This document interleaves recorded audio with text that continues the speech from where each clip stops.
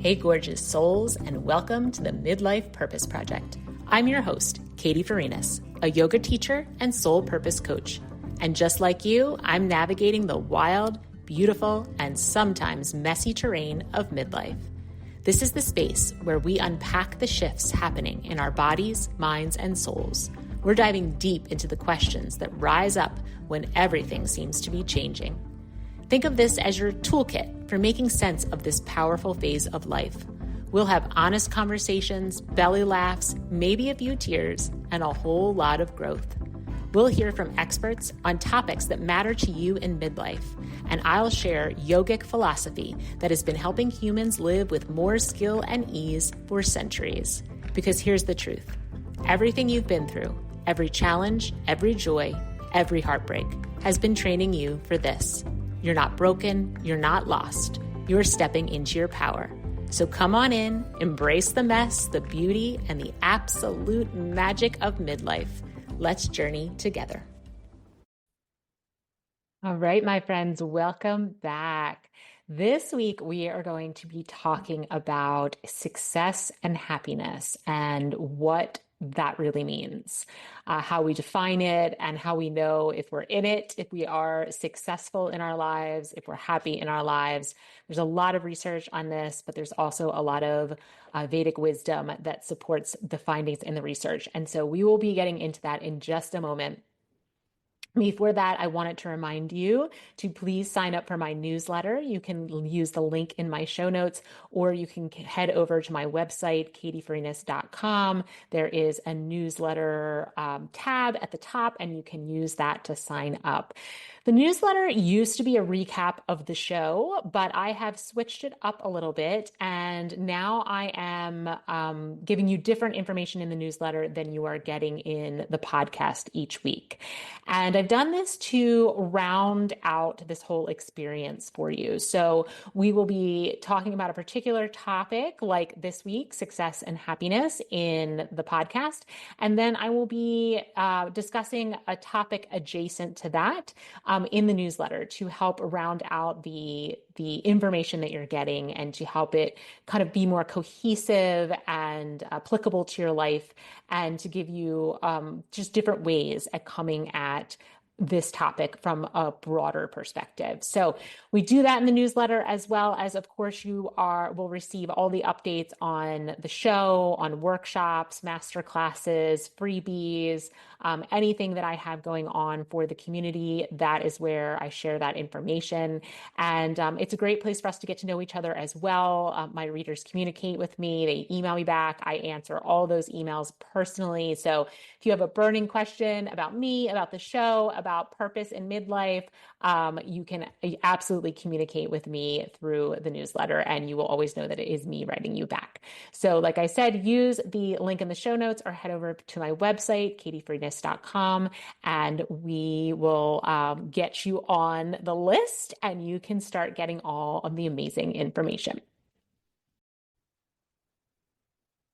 Okay, now on to the topic of success, which you may find it to be an odd topic for this show. Maybe you think that a show based in spirituality and meaning wouldn't be interested in covering a topic like success.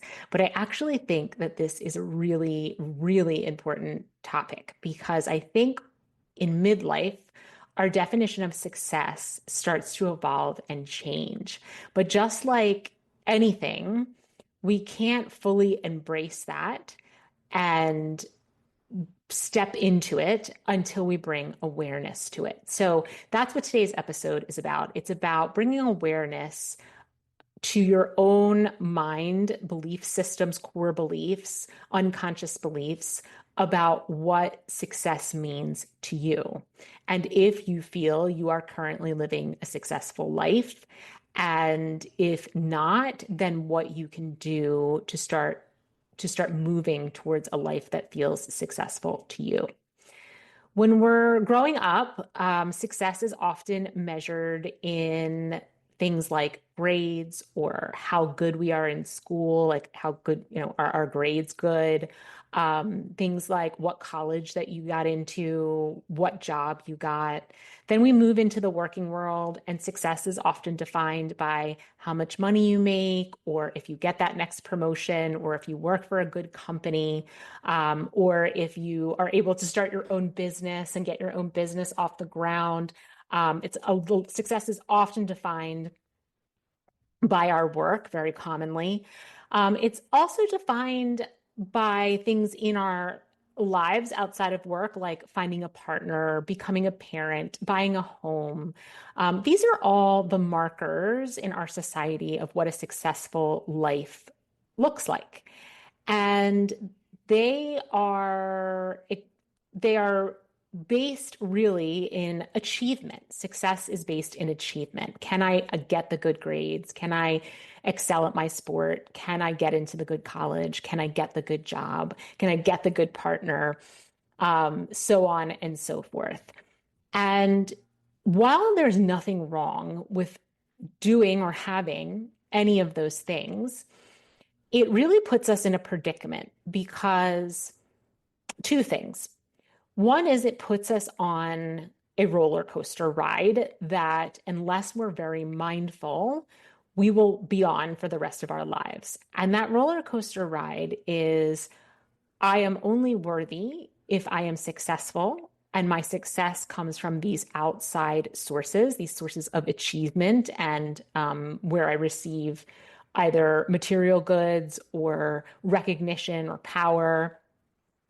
And those things can be taken from me at any time, right? Because life does what life does. And so we are left to believe that our self-worth is really dependent on what we can achieve and have, and that those achievements and those possessions and that, power or influence can actually be pulled out from under us at any time, which leaves us feeling quite insecure, right? Quite insecure, because if those things are taken and they are tied to my self-worth, then who am I and what am I worth? And those are really deep questions to ask yourself. How much of my identity is tied to what I own, what I do, who I am related to, how much influence I have? And do I subconsciously worry about losing those things, not because I couldn't survive without the job or without the partner or even without the house, but because my ego doesn't feel like it could survive the loss of identity that would come with those things. So this is just an investigation. I'm asking you to think about it.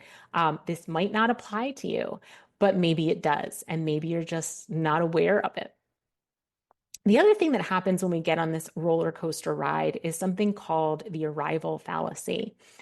And basically what that means is we tie our idea of success, happiness, well-being to achieving something.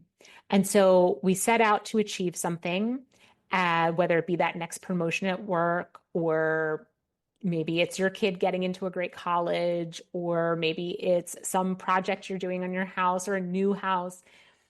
And we work towards that. And then we achieve it. We arrived, right? We achieve the thing that we set out to achieve. We feel this tremendous sense of joy, elation, happiness, excitement for a moment. And then it starts to fade away. And when it starts to fade away, we are left with that same old undercurrent of dissatisfaction, of feeling like we're lacking meaning in our lives, like there has to be more, kind of that emptiness, that sense of unease or anxiety, like we should be doing more, we should be doing more. And so we set the next goalpost, right? We find the next thing that we want to achieve. And we work towards that. And if we achieve it, we get that same sense of elation, happiness, joy, satisfaction for a moment. And then it starts to recede, and all those feelings come rushing back. And we're on this roller coaster ride of this constant need to move the goalpost and to achieve the next thing so that we can, for a moment, feel that sense of peace, joy, satisfaction, self-worth, success. But again, it's a trap because now we have to keep achieving more and more and more.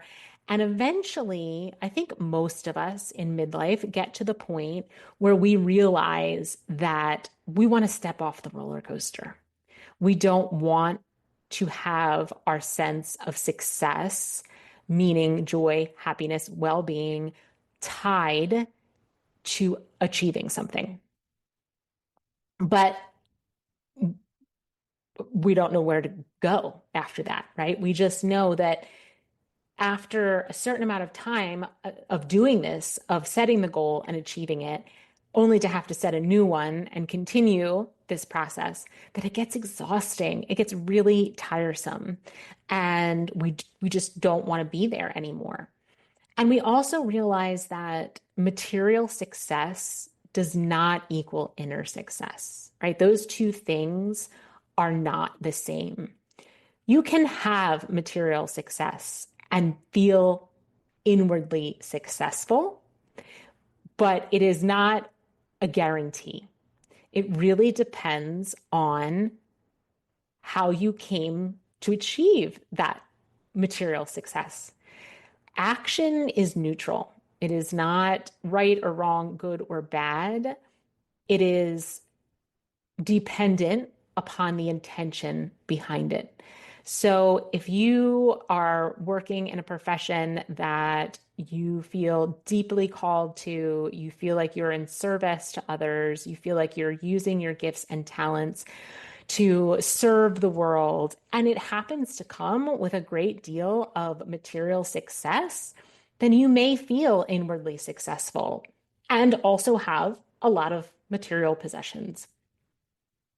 But if you acquire those possessions through a nonstop grind of endless work, where your life is totally out of balance and you're doing something that brings you a lot of money but doesn't bring you a lot of joy, you may have those material possessions and this outwardly, form of success.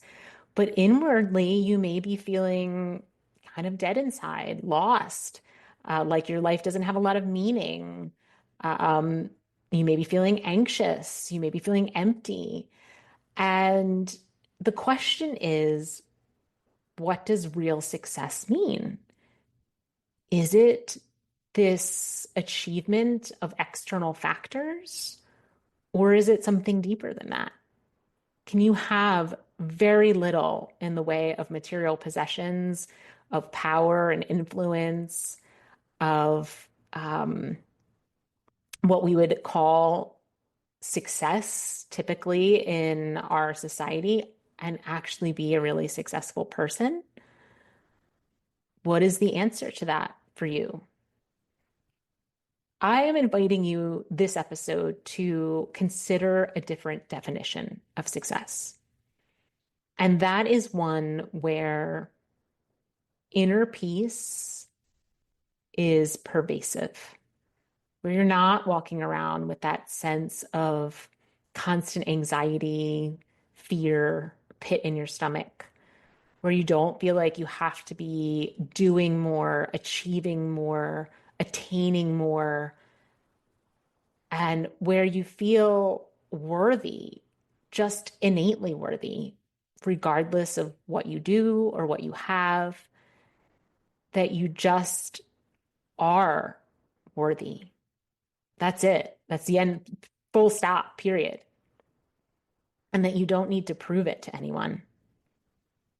This inner peace comes from a deep connection to yourself, feeling that deep connection to yourself and to something bigger than yourself. And we talked about this in my Finding Peace for Turbulent Times workshop, how that deep connection to yourself and to something larger than yourself brings an internal calm and steadiness that's unshakable.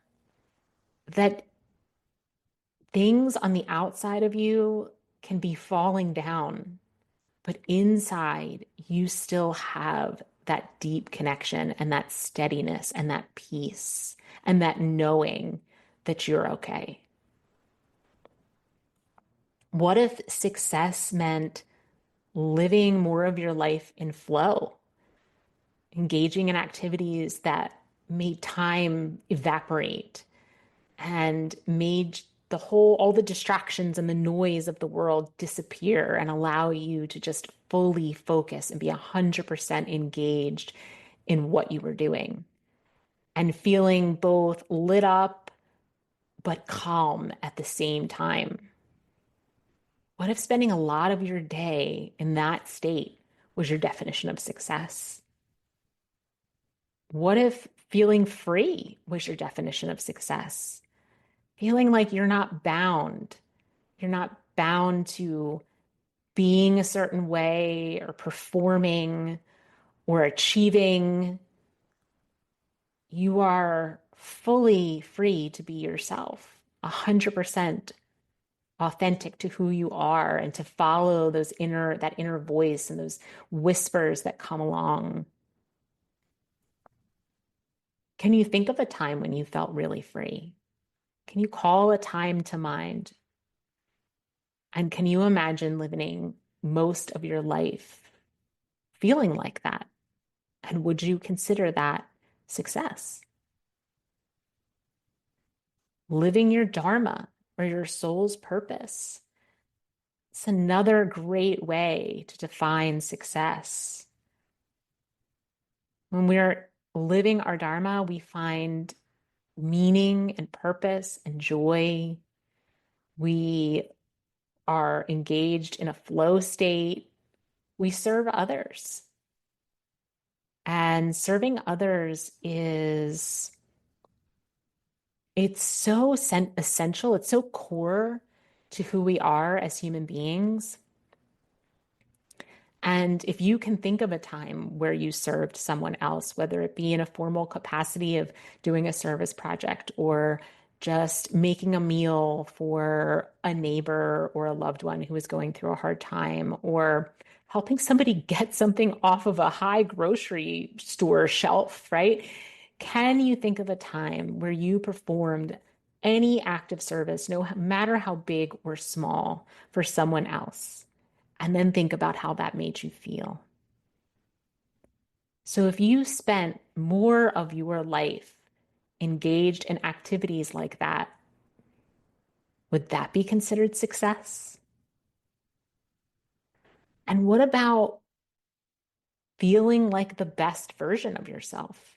The most loving, kind, compassionate, empathetic, curious, courageous version of yourself. Wouldn't that be success? These are all definitions that I'd like you to consider. And it doesn't have to be one. It can be more than one. It can be all. But it's just the exercise of bringing awareness to what you are subconsciously believing about the word success and what that means and how important it is to you. And is it important to you? And if the definition that you're currently using, if it still works for you, and if it is in alignment with what's going on in your life. And so some of you may ask the question, well, okay, I understand what you're saying, and I even agree with it that maybe I need to update. I need a definition of success 2.0.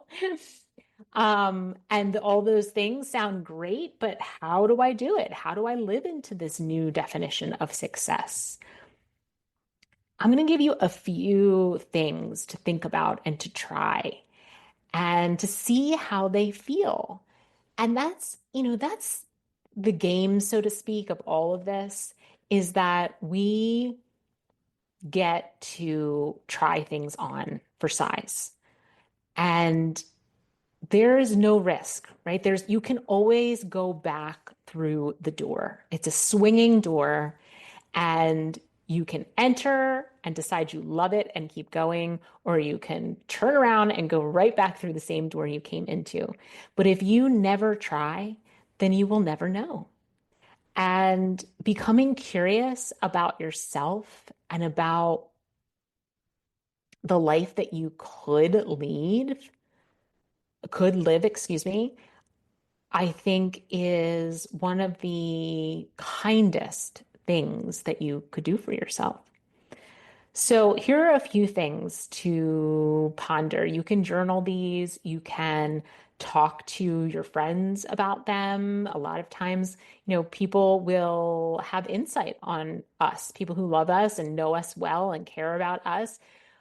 They have insights on us that maybe we don't see in ourselves, or maybe once they say them, we recognize them, but our fears were preventing us from fully bringing them into clarity. So, know your uniqueness. What are your gifts? We can follow the clues here, the breadcrumbs, which are things like, what are your interests? What do you love to do or to read about, learn about, to engage in? What deeply interests you? What are your desires? In last week's newsletter, I talked about soul desires and how they are things that never go away. Soul desires are things that our soul is deeply yearning for. And they're different than ego-based desires because ego-based desires will come and go at a whim. But a soul desire will just keep coming back until you acknowledge it and until you do something about it. And I gave the example of myself when since I was a very young child, I'd always wanted to learn how to horseback ride. And I had never really dove into it because of cost, because of time, because of all the excuses.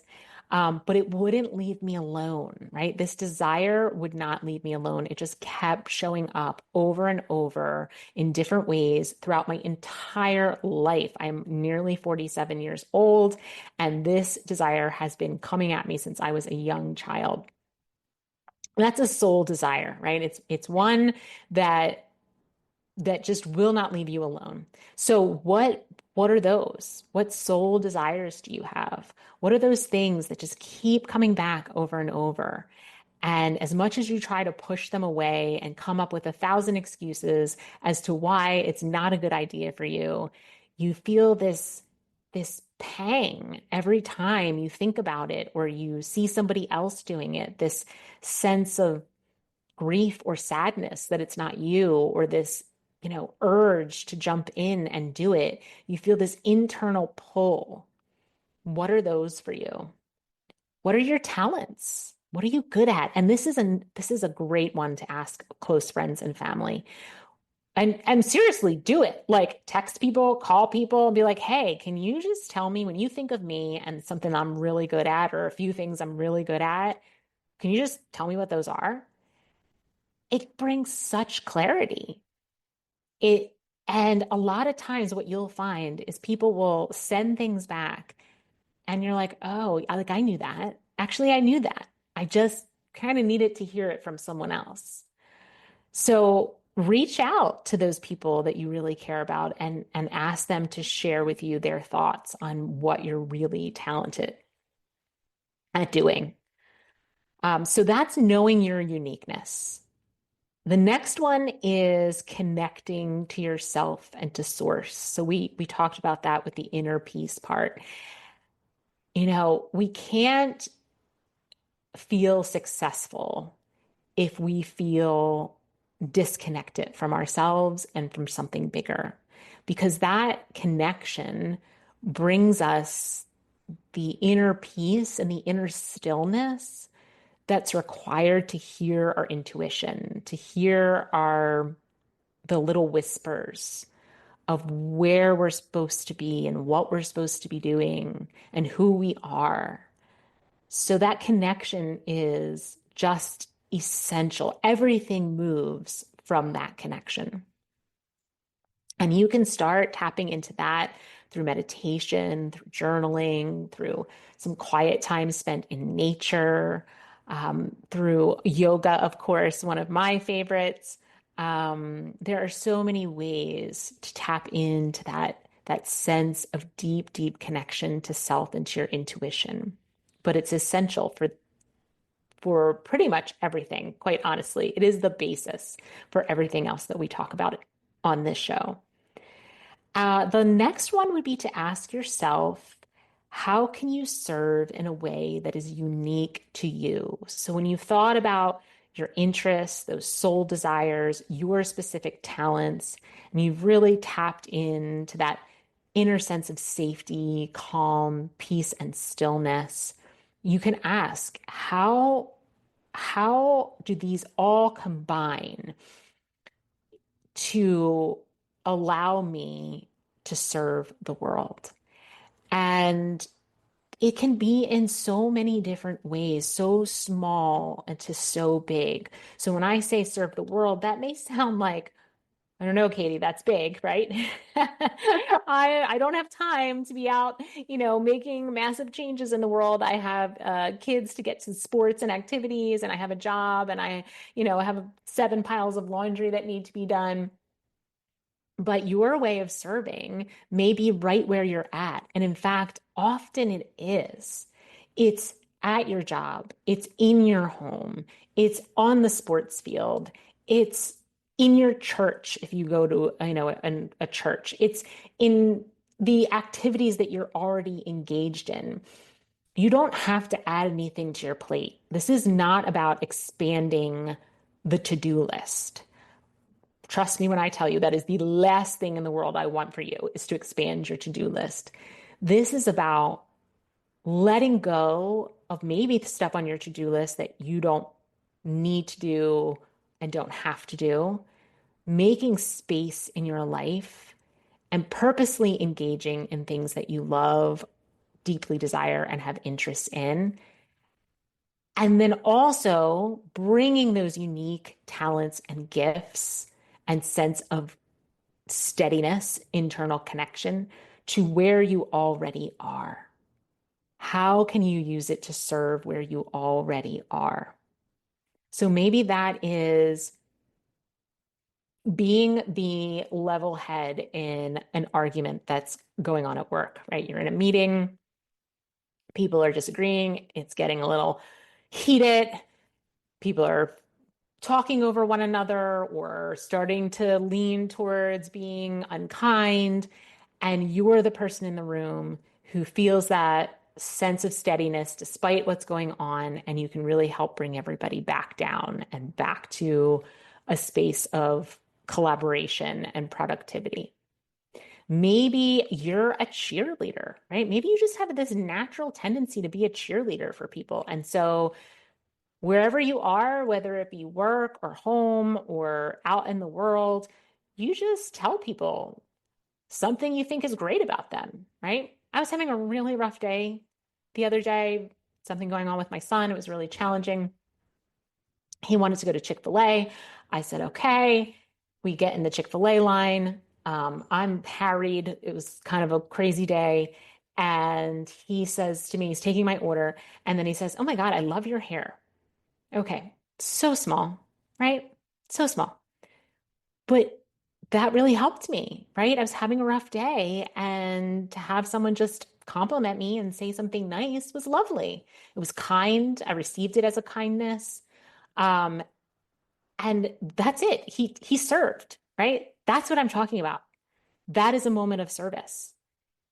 There are a million ways we can do that every day in the places we already are.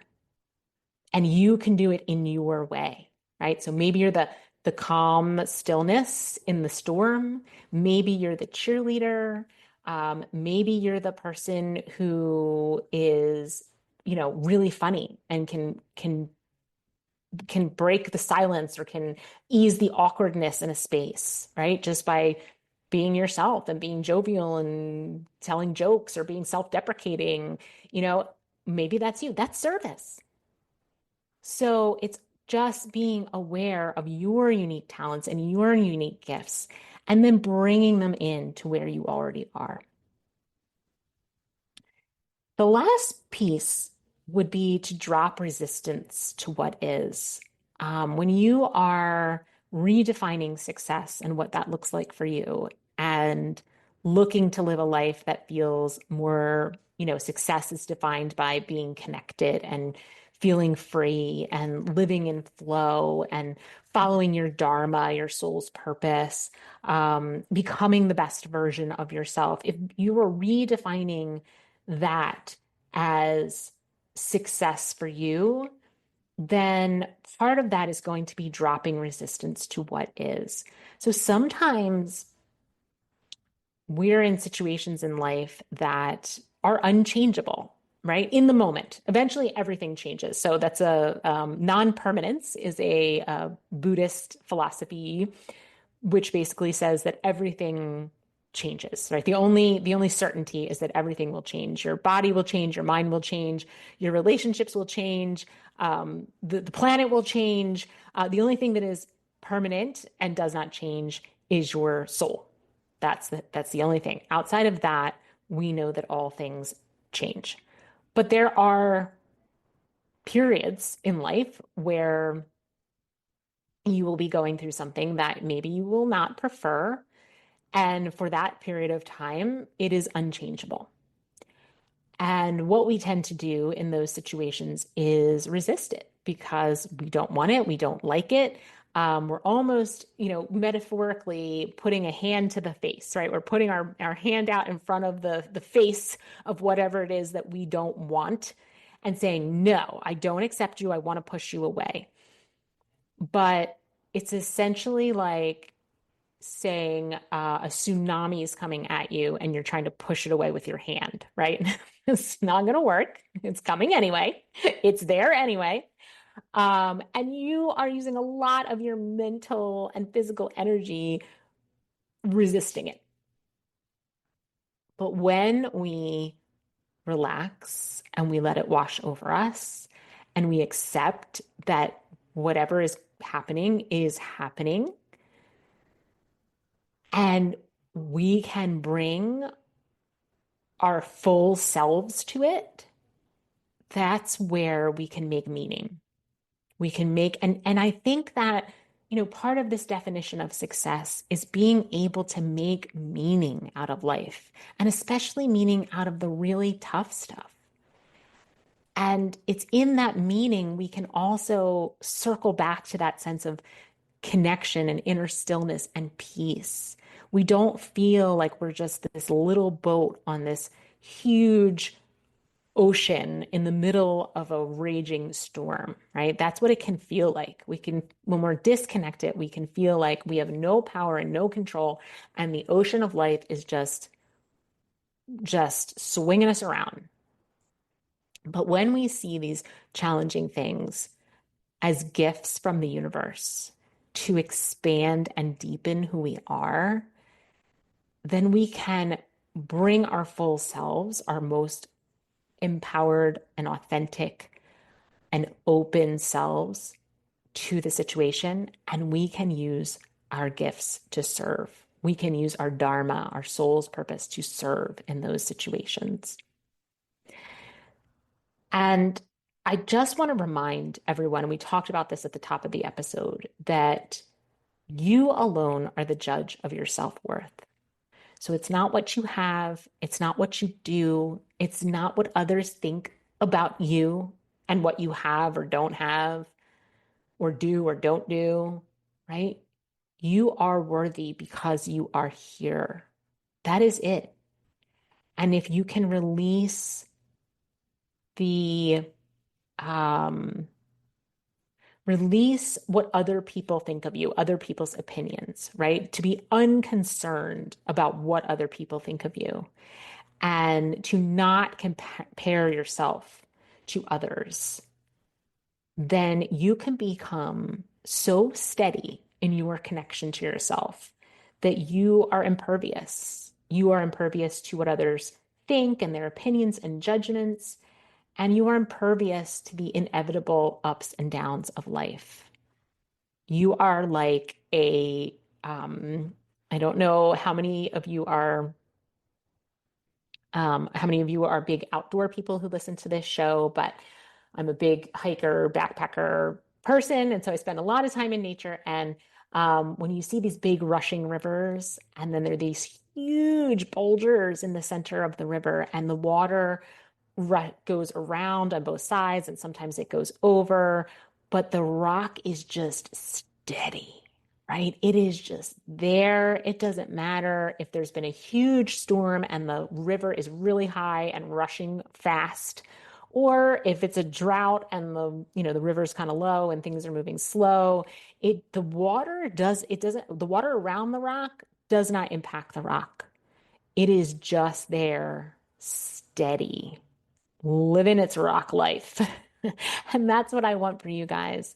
That sense of steadiness despite what goes on around you, that internal safety, that I'm okay, right? No matter what, I'm okay is what I deeply want for you, because it will change the world. You finding that inside of yourself will have deep impacts, not only on you and the people that you love, but the whole world. The ripple effect of that is it could be magnificent. So I hope that this gave you something to think about, right? That's always what I'm trying to do here on the Midlife Purpose Project, is just give you something to chew on, something to think about and bring awareness to, because we cannot change what we are not aware of. And once we become aware that maybe this unconscious core belief that I've been carrying around has been holding me back, then we can change it if we so choose. But we can't change something that we're not aware of. So it all begins with awareness and that deep connection to self. And I'd love to hear what you think, as always. So email me at katie@katiefarinas.com or Instagram at katie.farinas. And I would love to hear from you. Okay. Have a wonderful week. Bye. Thank you for joining me on this journey of self-discovery here at the Midlife Purpose Project. I hope today's conversation sparked something deep inside of you, made you laugh, or reminded you that you are never alone. Remember, it's never too late to reconnect with your soul's purpose and live a life of meaning. If you enjoyed this episode, please subscribe, rate, and review the show, or share it with someone who could use a little inspiration. It really helps the show reach more women and helps me keep the content ad-free. Join me next time as we continue to explore what it means to live with purpose in midlife.